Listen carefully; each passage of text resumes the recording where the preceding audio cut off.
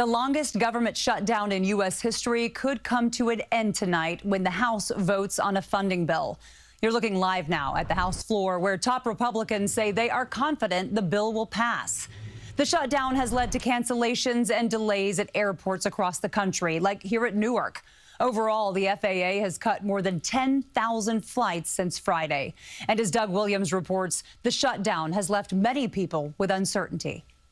Because I'm going to share with my sister. We met Tahina Franklin late last week at the Essex County Community Center in Newark. She and her family rely on SNAP benefits. They're not thinking about the little people. We are the little people. Days later, the House seems poised to pass a funding package that will end the shutdown once it is signed by the president. One stroke of a pen will mean SNAP payments and air travel returning to normal within days.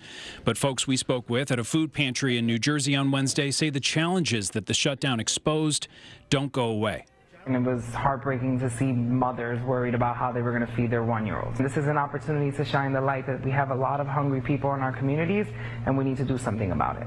Very difficult choices to make in that regard, but at the end of the day, nothing matters if you can't eat. I'm not in this position because I want to be under any circumstances. I would love to be working and doing as good as everybody else out there in Capitol Hill. Despite legislation on the verge of passing due to at least a degree of compromise on Capitol Hill, the shutdown's consequences are still a political blame game. The Democrats are totally captured by their far left-wing base, who only care about attacking President Trump, even if it means hurting innocent Americans in our country. The refusal and the outright cruelty among House Republicans and the White House, who went to court to try to sue for their ability to deny people's access to food. And at Newark Airport Wednesday, most passengers reported on-time flights and are relieved at the prospect of having the shutdown behind them before the holidays. Fingers crossed the shutdown's done and we're back to normal. It's good for everybody. And with Thanksgiving coming, yes, I have a daughter in Texas and she'll be flying up.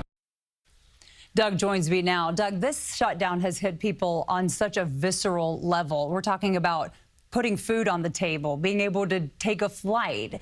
Any indication when, let's start with flights, things might return to normal? I think the two actually have similar timelines, Jessica. CBS News has actually learned that airlines have already seen air traffic controller staffing stabilize yesterday and today, which would make sense based off of what we saw at Newark Airport.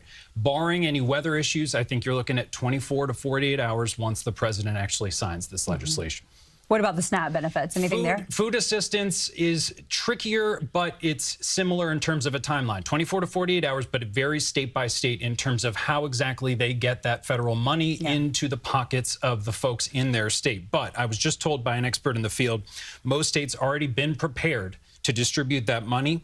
He said within a couple days, most likely, and if you normally get them later in the month, that won't change. So don't expect them immediately if you normally get them in, on the 25th, something like that. Got it. Good information. Doug, thank you. Thank you. And we will be monitoring that House vote and the impacts of the shutdown. You can find the latest tonight at 11 o'clock and on CBSNewYork.com.